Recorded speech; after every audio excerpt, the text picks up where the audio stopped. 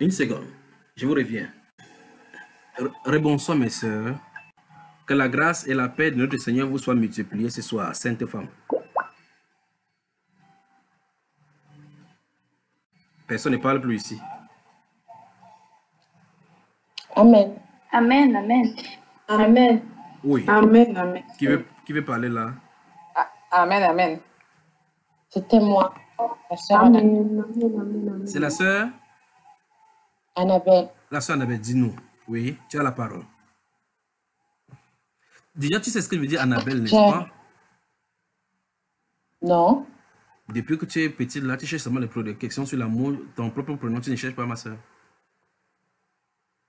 J'ai cherché, mais je n'ai jamais trouvé. Moi, je me donnais des réponses. Donc, j'avais vu que ça voulait, c'était le nom d'une fleur, donc je me suis dit peut-être c'est le prénom d'une fleur. Parce que depuis la naissance, là, les enfants, les garçons te convoitent. De toute façon, allons-y, ma soeur. Tu voulais dire quoi?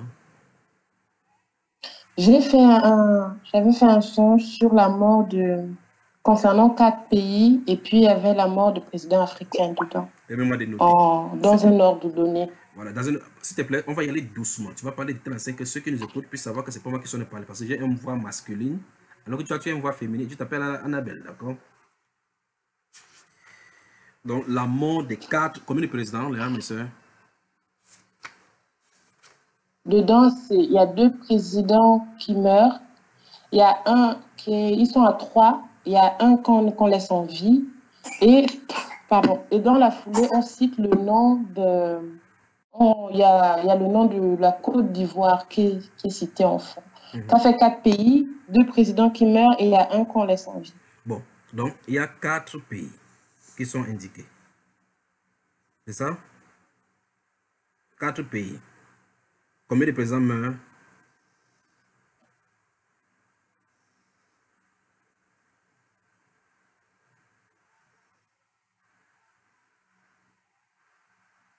Sa connexion est partie, c'est comment?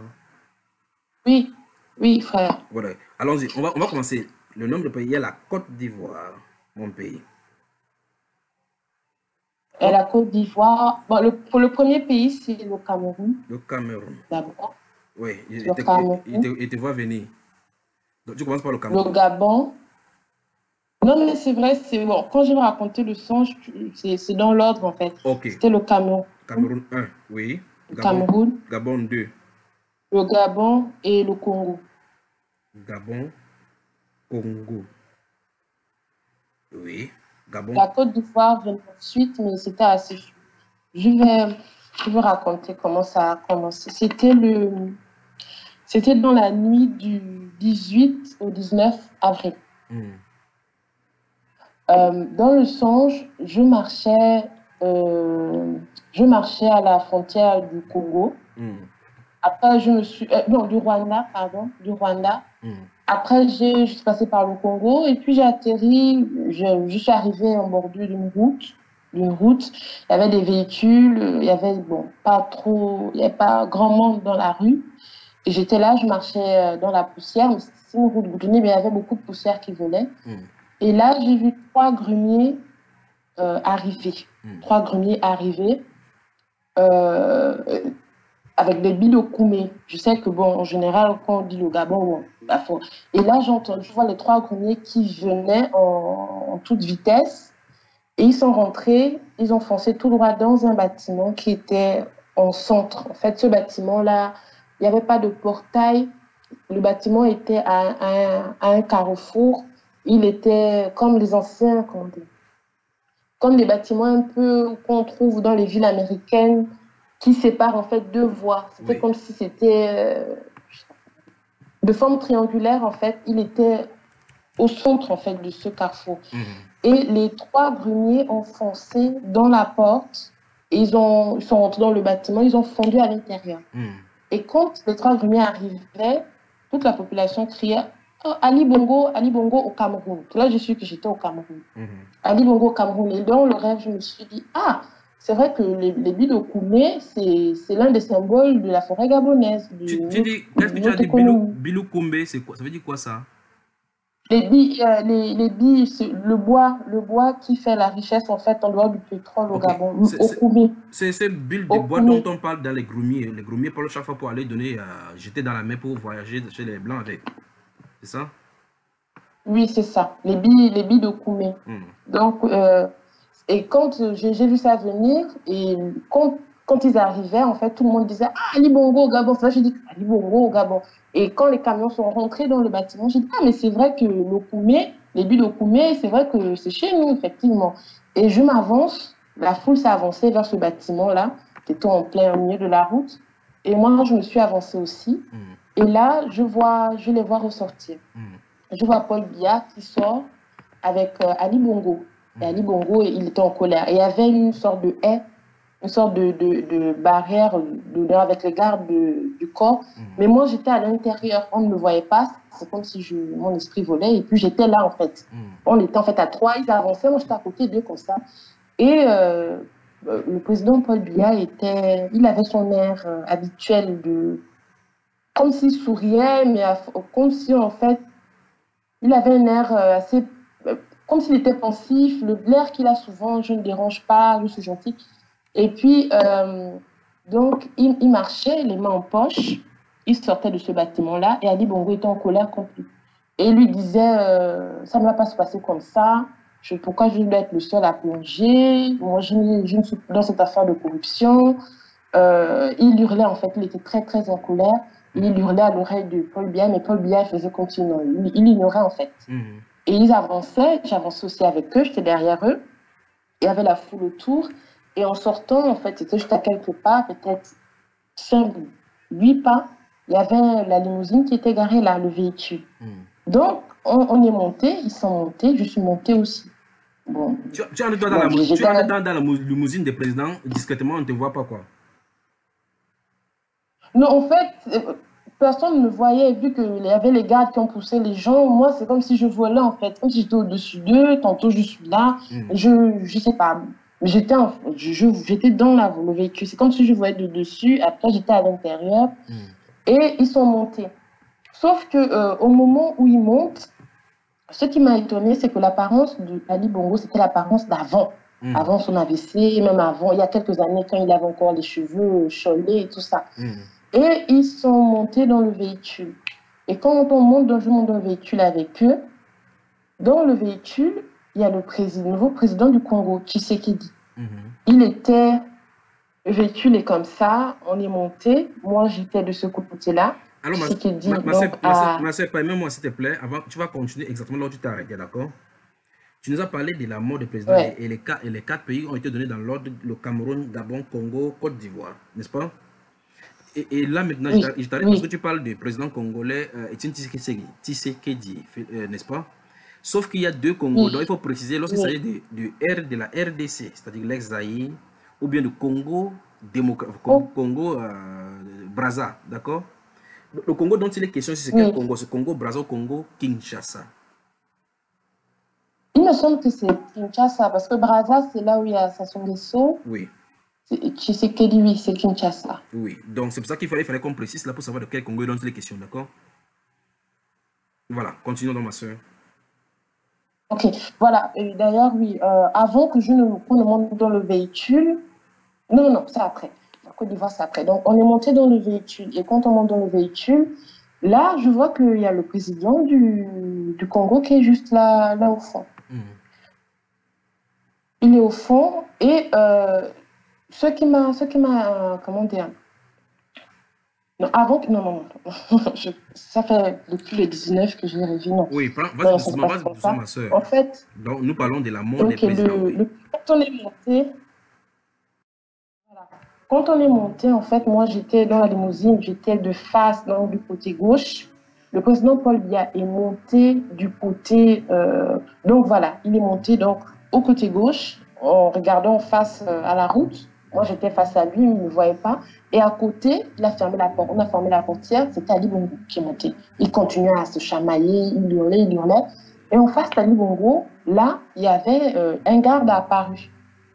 Il était bizarre parce que dans le songe, en général, je me dis, oh, on ne me voit pas, je me sens bien, je me sens à l'aise. Mais quand il est apparu, j'étais comme effrayée, c'est comme si j'avais la chair de poule en fait. J'avais peur, là je commençais à avoir peur. Et lui n'était pas assis, mais il était accroupi sur le siège et il braquait une arme. Tantôt sur Ali Bongo, tantôt sur le président Paul Biya.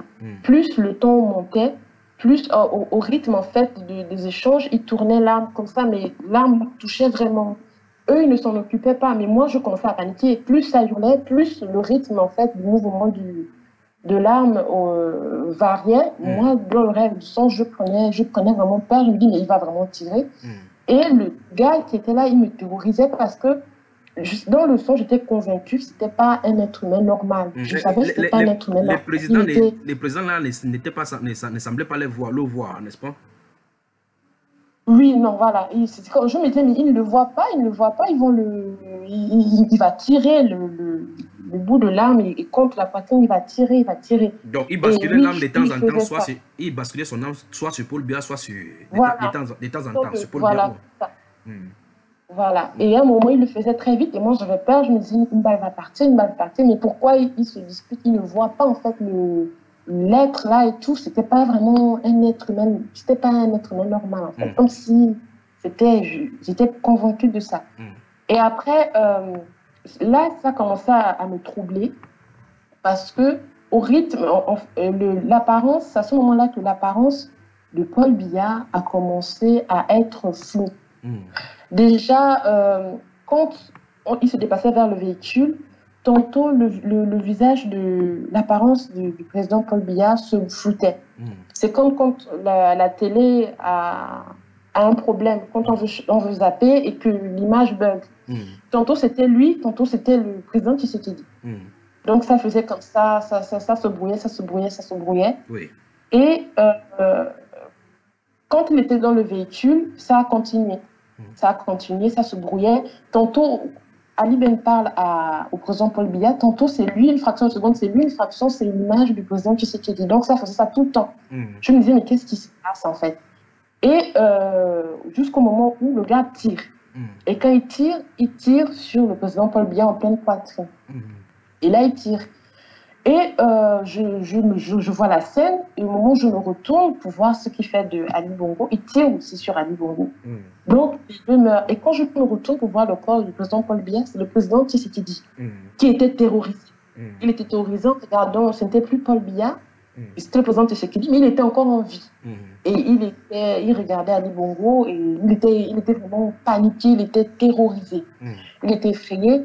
Et c'est là que moi, je suis sortie donc, du véhicule, je ne sais pas comment, bon, j'étais hors, j'étais comme un peu au-dessus, je voyais la foule a commencé à hurler et aller dans tous les sens. Et juste avant qu'il ne tire sur le président Paul Biya, il a tué un seul garde. Un seul garde qui était en tenue. Il y avait différents corps armés aux alentours du bâtiment, et il a tiré juste sur un seul. Celui-là, il semblait normal. Mais tous les autres, c'est comme s'ils étaient différents. Il y avait les forces camerounaises, il y avait un peu de forces congolaises à cause des tenues militaires qui étaient différentes. Mais il y a juste sur un seul que cet être-là a tiré. Et ensuite, il a abattu les présidents. Et là, ça m'a intriguée parce que tous les autres n'ont rien fait en fait. Ils n'ont pas couru vers les présidents. Bien au contraire, dès que je suis sortie et que les deux présidents étaient abattus, là, tous ces corps armés là se sont mis à attaquer la population. Ils ont commencé le massacre. Ils n'ont tué qu'un seul militaire. Je pense qu'il était normal. Ils ont commencé le massacre. Et quand moi je suis au-dessus, je vois comment on commence à tuer les gens, à découper les gens, à violer les gens. C'était vraiment horrible. Et j'étais au-dessus et c'est à ce moment-là que je regarde vers la gauche, donc au coin du bâtiment. Il y avait des scènes où on découpait des femmes, on était en train de les tuer, on tirait à pleine poitrine sur elles et tout ça. Et là, même chose encore, c'est comme si l'image en fait se brouillait, comme si on zappait en fait du chêne. La scène était fixe, c'était la même scène qui se déroulait, mais c'est comme si c'était différents calques. C'était le décor juste qui changeait. Et le décor qui changeait, c'était en fait des différents pays qui changeaient. Et c'est là que j'ai entendu Côte d'Ivoire. Donc, le fond, les immeubles, en fait, la scène était la même, le fond, le décor changeait. Et au fur et à mesure que ça changeait, je voyais Côte d'Ivoire. Là, je suis dans le Gabon. Congo, Cameroun. Donc ça changeait en fonction de ça. Mhm. Et après, je me suis déplacée, je voyais, il y avait des massacres et tout ça. Et j'ai vu une maison inachevée. Je suis rentrée dans la maison inachevée sur le coin. Et quand je suis rentrée sur le coin de la maison inachevée, c'est comme si j'étais entrée dans un portail, je me retrouvais ailleurs. Là, je me suis retrouvée dans une, comment on appelle ça? Je me suis retrouvée dans l'une de mes 2 provinces natales, donc à Lambaréné au Gabon. Et là, je reconnais les maisons en bois, en planches et tout ça. Et je vois, en fait, je sors donc de cette maison-là, et quand je sors de la maison dans laquelle je suis entrée, je vois le décor. Je dis, mais je connais cette odeur-là, l'odeur de l'atmosphère. Ce n'est pas le quartier de mes parents là-bas, ce n'est pas notre petit village, mais je savais qu'on était dans ma province. Je dis, mais l'odeur de l'air, des arbres séchés, c'est dans ma province, surtout quand on est à l'intérieur du pays. Et quand je penche la tête comme ça en sortant de la maison en dur, quand je rentre déjà dans la maison, il y avait une jeune fille qui se cachait, tout le monde la cherchait. Regarde, là, avant que je n'apparaisse dans ma province, quand je suis entrée, il y avait une jeune fille. Elle était métisse. Là, on était encore au Cameroun. Elle était métisse. Et il y avait 2 de ses amis qui la cachaient. Ils voulaient la cacher. Et moi, je l'ai regardée, j'ai dit, mais elle m'a vue. Personne ne me voyait, mais elle m'a vue. Elle m'a regardée et tout. Et les 2 ont dit, qu'est-ce que tu regardes? Elle m'a regardée, j'ai dit, bon, comment elle m'a vue? Je me suis vite cachée dans une pièce. Donc, la jeune fille métisse, ils disaient, non, il ne faut pas qu'on te trouve, tu vas mourir aussi et tout ça. Et après, j'ai décidé de sortir. Et c'est en sortant que le décor change, je me retrouve au Gabon, à l'intérieur du pays, dans une province. Je pense que c'était ma province. Et là, je dis, ah, le décor a changé. Et je penche la tête, je vois une jeune fille, une autre fille teint clair, avec de très très longs cheveux, je ne sais pas si c'était un tissage ou quoi. Et on dit, ah tiens, voilà sa petite. Il va arriver, est-ce que tu es prête à l'accueillir? Et elle disait, oh mais oui, bien sûr. Et là, il y a un véhicule qui vient, une sorte de berline, une Mercedes. La Mercedes est arrivée. Et là, qui je vois descendre, Ali Bongo. Je dis, mais il est mort. Il est mort, je l'ai vu, j'ai vu comment on l'a tué, qu'est-ce qu'il fait là? Il a tourné la tête, il m'a regardé. Bon, j'étais cachée, mais je crois qu'il m'a vu. Et la jeune fille, elle est venue vers lui. Et quand moi je le regarde, là, son apparence a changé. Et c'était plus Ali Bongo, c'était un blanc, un Français. C'était maintenant un Français. Et le Français, c'est lui, en fait, tout le monde l'a accueilli vraiment comme un héros, C'était comme si, en fait, il avait pris la place. J'ai dit, mais quoi, c'est lui le nouveau président? C'était un blanc. Et il donnait des ordres et tout. Et moi, je les suivais. Et je rentre dans le village en question. Je vois, il y avait une population européenne, il y avait des Espagnols et tout ça. On est rentré dans des bâtiments en planches, mais à l'intérieur, c'était comme dans les églises, avec les coloris qu'il y a sur les fenêtres, les dessins, des sortes d'images, des estampillés et tout ça. Je dis, mais à l'intérieur de leur bicoque, c'est comme ça, mais pour le peuple, c'est pas ainsi. Et donc, je les suivais et tout ça. Et lui, il m'aimait pas beaucoup, il me regardait assez durement. Je faisais mine de m'intégrer. Il y a une qui m'a amenée, bon, ça s'est un peu embrouillé. Et là, j'ai dit non. Qu'est-ce que je fais ici? Je décide de rentrer dans la maison inachevée. Je rentre et là, je réapparais donc au Cameroun devant le bâtiment que j'ai laissé. Il y avait les mêmes scènes encore à Trans. J'étais à côté d'une femme, on la découpait, on tirait sur elle et tout. Je violais tout le monde, il tuait tout le monde. Et là, je regarde, je tourne la tête à droite. Je vois, il y a un être qui apparaît. Il apparaît à côté d'un arbre. Dans le son, je savais que c'était un démon qui apparaissait. En tout cas, sous forme humaine. Il avait une peau claire, bizarre, bon, je sais pas si... Et avec un ventre un peu bedonnant, tête chauve. Et l'arbre aussi était à côté de lui, touchait cet arbre-là. Et à la base de l'arbre, il y avait des fesses, comme des énormes fesses. Un peu comme des rognons, en tout cas des très grosses fesses à la base de l'arbre, du tronc de l'arbre.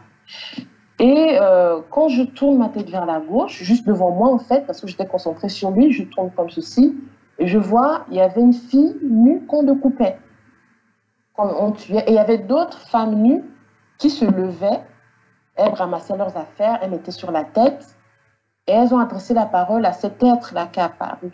Elles lui ont dit, le vieux, tu vas nous payer ça l'année prochaine, n'est-ce pas? Et il a dit, ah, allez comme ceci, vous n'avez qu'à partir comme ça.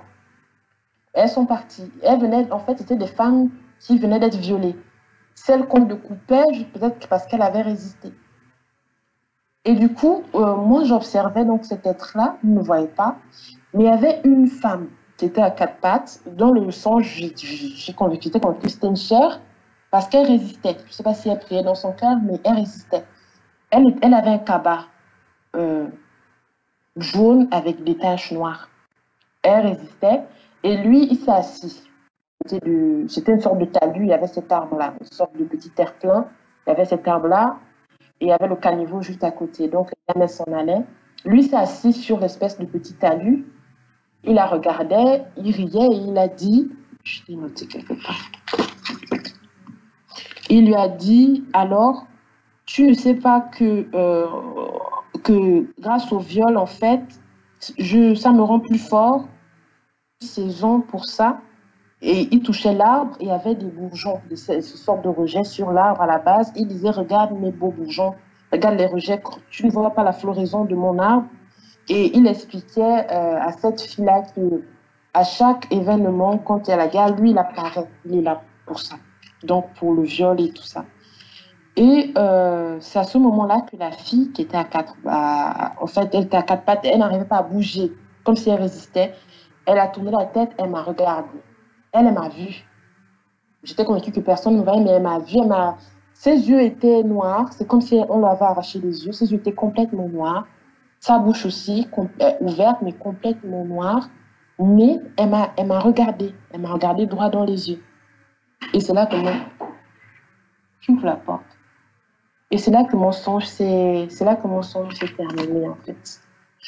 Et quand je me suis réveillée, bon, je ne sais pas si tu l'avais reçu.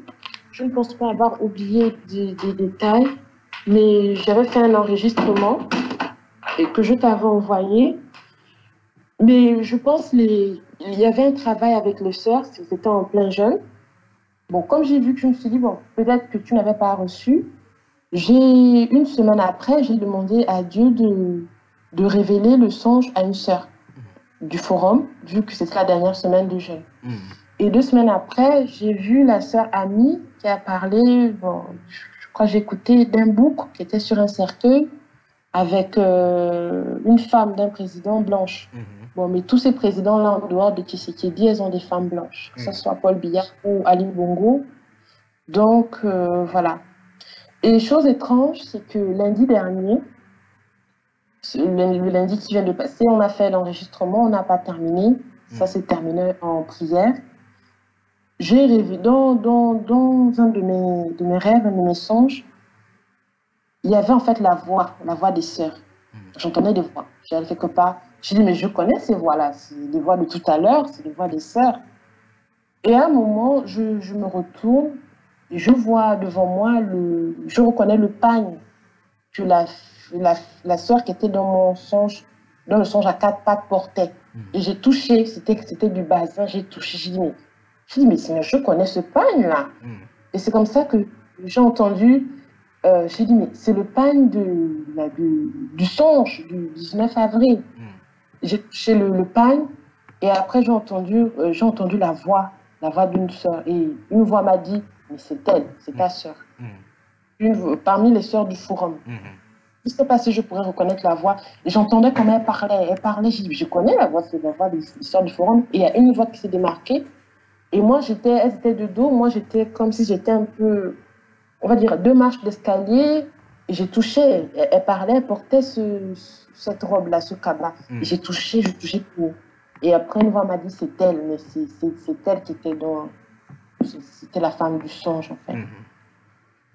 En clair, il y aura les présidents qui vont mourir. 2. N'est-ce pas, ma soeur? Oui. Et principalement, du côté de Gabon, celui qui va remplacer également est déjà connu aussi, n'est-ce pas? Oui, parce que 2 jours après le songe, ma petite sœur m'a appelé sur WhatsApp et je connais des nouvelles. Bon, elle aime bien tout ce qui est intellectuel, elle aime bien discuter un peu de politique, donner son opinion. Et là, elle me dit, mais tu ne connais pas la cruche? Je lui ai dit, mais c'est qui la cruche? Elle me dit, mais c'est le secrétaire du directeur, c'est le secrétaire le cabinet présidentiel, c'est un blanc, c'est un Français. En ce moment, il est partout. Oui. S'il y a un embouteillage, il va apparaître. C'est lui qui vient enlever. S'il y a un truc au port, il apparaît, alors que ce n'est pas du tout son métier.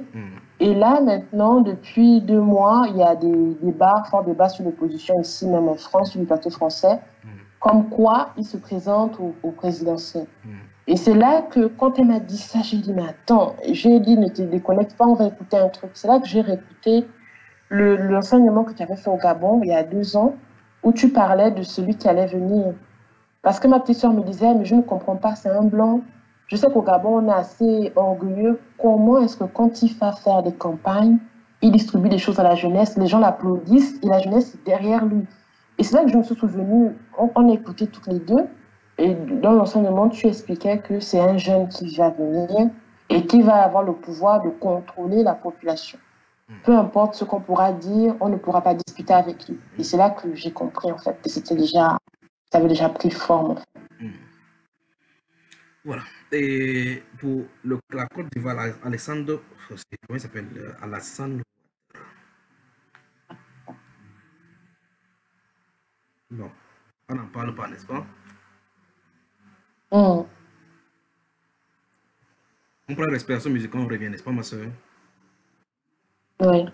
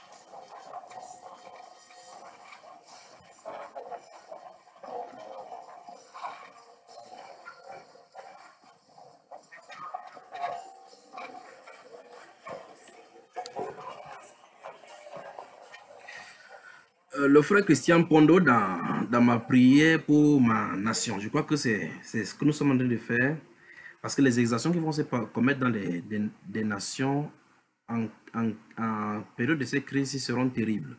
Mais c'est le vent qui est en train de souffler, on ne peut pas arrêter cela, le changement est en train de souffler dans toute l'Afrique pour pouvoir briser, parce que le changement a été fait déjà sur le plan céleste. Et donc ça va s'établir sur la terre. Que le Seigneur vous bénisse. On reste là, on arrive dans quelques instants.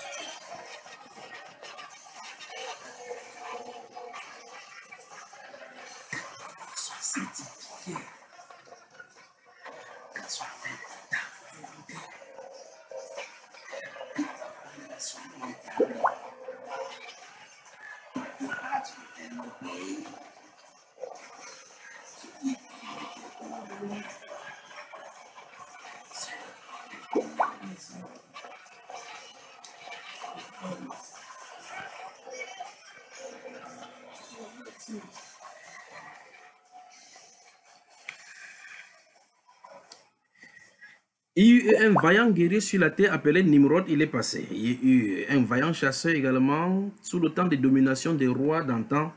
Antazézès, ils sont passés. Les rois des mers sont passés. Alexandre le Grand, à l'âge de 30 ans, a conquis tout le pouvoir et a brisé tous les rois et royaumes qui étaient sous sa gouverne.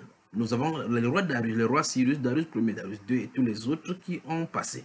Les rois de cette époque, puissent-ils prendre instruction que malgré le grand Nebuchadnezzar qui a parcouru ciel et terre et a dominé de l'Égypte ancienne jusqu'au niveau des Indes, dans toutes les provinces qui étaient sous sa domination, il est finalement mort. Puissions-nous comprendre effectivement que même les chefs d'État meurent. Merci au frère Christian Pondo. Vous pouvez le retrouver,